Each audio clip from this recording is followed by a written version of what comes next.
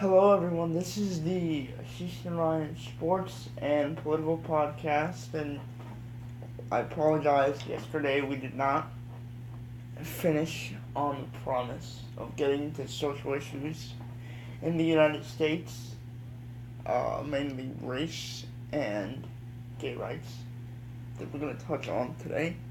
There's obviously a part 2 coming Monday, along with our special national championship preview show, January 8th.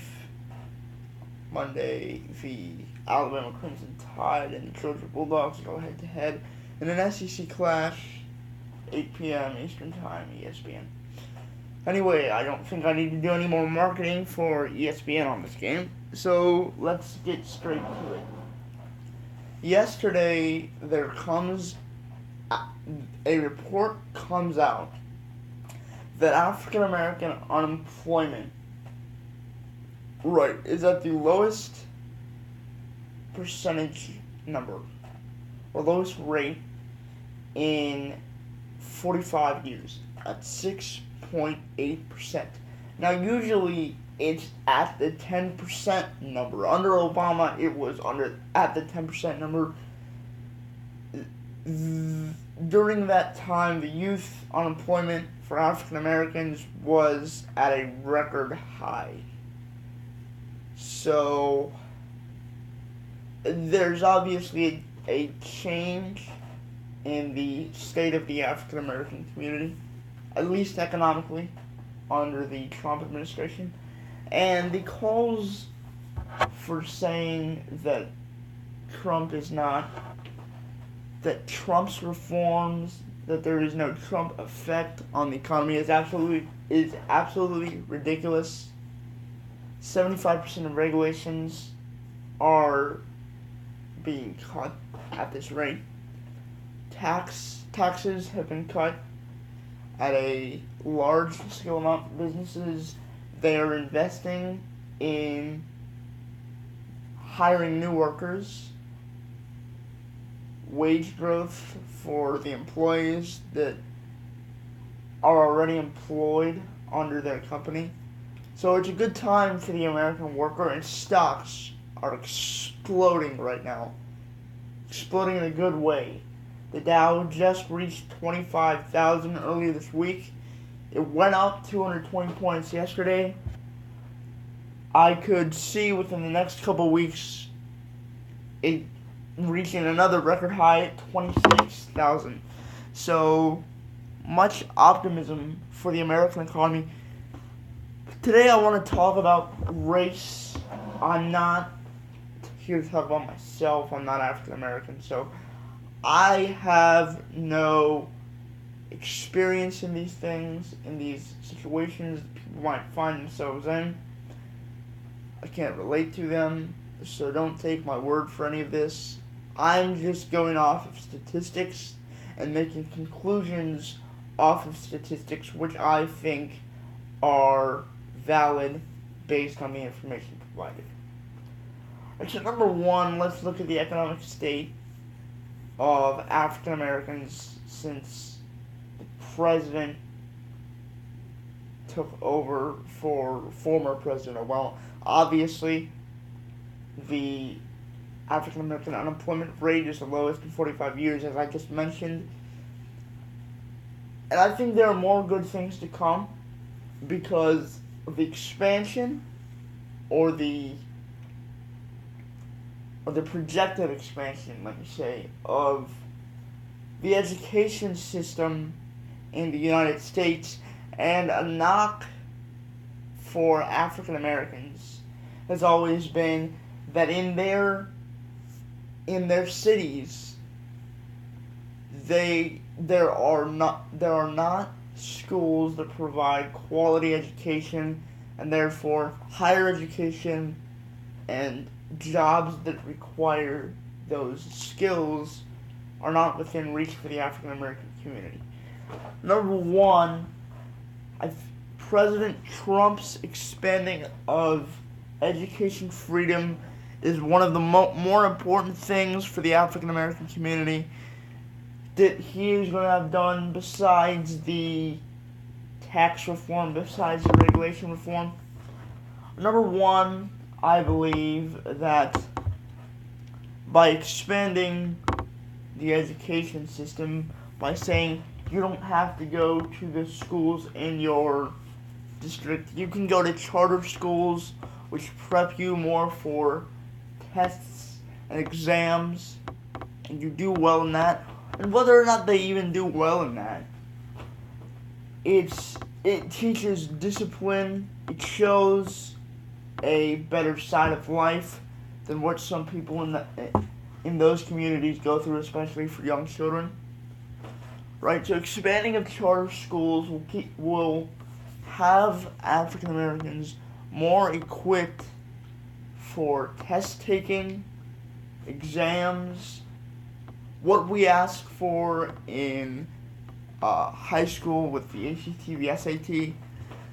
That is beneficial because at the end of the day, I know that we don't like schools that are just exam prep schools, but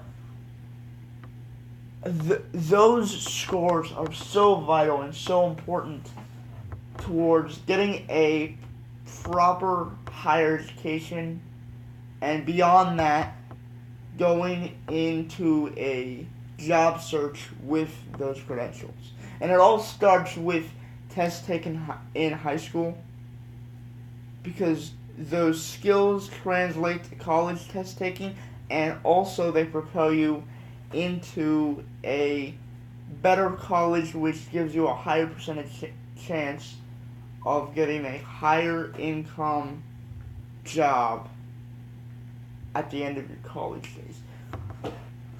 A bachelor's degree is now becoming what a high school GED was back then. So it is now vitally important that you get a proper college education and use it wisely as well. Second of all, the expansion of education, as I said, shows a brighter side of life to a lot of young kids in those communities, which they haven't seen before. And I think that in itself, showing your life can be, you can live life like this on a daily basis. You can live in a nice place, you can go to a nice school, you have this opportunity. I think that will change a lot of young children's mindsets, and that will be beneficial for them as well. Let's understand why so many inner cities are in the hole when it comes to investing in quality education. Number one, Common Core is not a federal standard, a national standard, and it doesn't really prep you for what you see in major exams and things like that. So people are not well equipped to tackle those exams. Second of all, the way that the expenditures in inner cities work is there's a lot of spending on public housing, right? A lot of spending on Medicaid, Medicare, welfare, right? Because these people are poor, and you can't spend on education if you're spending all on welfare, right? As a result, the education system goes by the wayside, and there's not enough investment in that. What happens, though, is that people are stuck with the schools that are in their district, don't get a proper education, are not incentivized to get a proper education, aren't taught discipline, and fall by the wayside. A few lucky people will make it in entertainment and sports, but other than that, right, you don't see much coming from African American inner city youth. For example, a school like I Promise by LeBron James, that's not a public school. That's going to be accepted by the school district, but guess who it's funded by? It's funded by private, right? It's funded by LeBron James and his company, and the kids that go there are successful and happy because they have a choice to get out of their inner city, to use the latest technology, to enjoy their schooling, and to get the most knowledge out of it. Look, I go to an online school, and I go to an online school because of the enrichment opportunities that they provide compared to what's provided at my district school. And it gives me a better opportunity to try and get into a top college or something, hopefully. Those are the types of opportunities that African American people need. Second of all, if we're actually helping, right? If we're actually gonna help in this expansion of choice, people have opportunities to seek education that they didn't have before. Second of all, I should say, trade schools. Investment in trade schools, I believe is very important in the African American community. When you look at the percentage of unemployed people, obviously it's dropped, right? But let's say it was at the 10% mark where it was before. Let's say African American youth unemployment was at 60% where it was before. Trade schools are extremely beneficial because they provide a high school diploma with some type of college education, helping you acquire a trade or a skill that can be applied to the workforce that you can use to find a job easily. And I believe that's also very important in lowering the African American unemployment rate, as well as helping people economically. Because if you can get a job early, right, your opportunities to progress are larger, and you have more because you have more time to progress as well. So the expansion of quality schools, school choice, not being stuck with your district schools, having opportunities to pursue higher education and trade schools where you can apply your education directly to a field quickly. That evolution of choice, I believe, is extremely important in the way that we run our school systems. And it'll help African Americans. Right? So that's how education and economics relate to each other. And it's very important because you need to prop up that community so that it feels as if it can stand on its own 2 feet and can accept responsibilities and live proudly among other groups of people.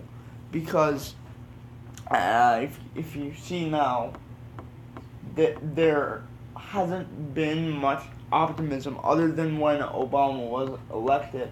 Obama was elected simply due to victim blaming, which I'll get to later. didn't actually help the community. And what Trump does, giving people more opportunity, better opportunity, and more options, that helps the African American community greatly, because only a few people can do sports and entertainment. Education and trades are the lifeblood of our economy. That's how our economy runs. And for African Americans to get skilled in those institutions helps their chances for success in the future by a wide margin. I gave you the example of the I Promise school. Charter schools are more likely to have better education system because they have more investment into that. So if we can help that investment as a government, if we can give the African American community more opportunity, more choices, more hope, it's going to lead to a much bigger and brighter future for not just that community, but for America as a whole, because we need everyone to succeed at whatever they do. And no one person should be left isolated. It should be all of us that are successful. And the school choice push is one of the major things that's going to help that cause. Okay, so very good. Discussed a lot about education and economics.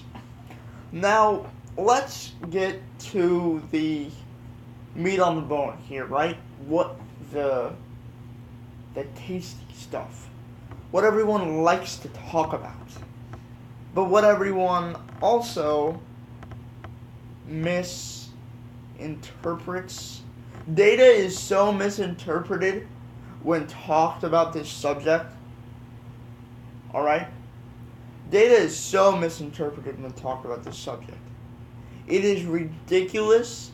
It lends a narrative that has caused one of the great divides in our country since the 1960s. Note that I say since, because when this was actually an issue, I guarantee that it wasn't even as hyped as much as it is now.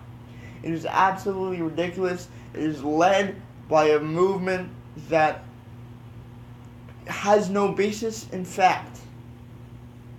Okay, we'll get you actual statistics, right?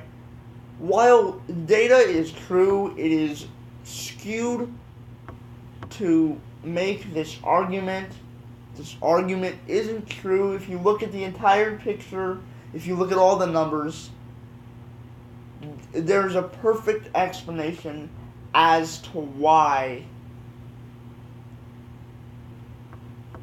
things happen in a certain way. I think you know what we're going to talk about next.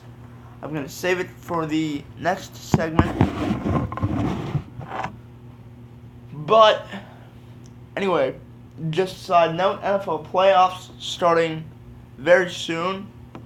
Chiefs, Titans, 420, ESPN, I think. And then you have the Rams and the Falcons. Ooh, I'm looking forward to that one. Fun sports weekend, NFL wild card. Then you have the national championship. Again, a big preview show. Don't forget to tune in to the preview version of the podcast. And we'll be right back with more spreading the truth, discerning lies, giving you more productive, useful opinion, and hopefully spreading knowledge for your day. This is the Ashish Narayan Sports Political Podcast. See you soon.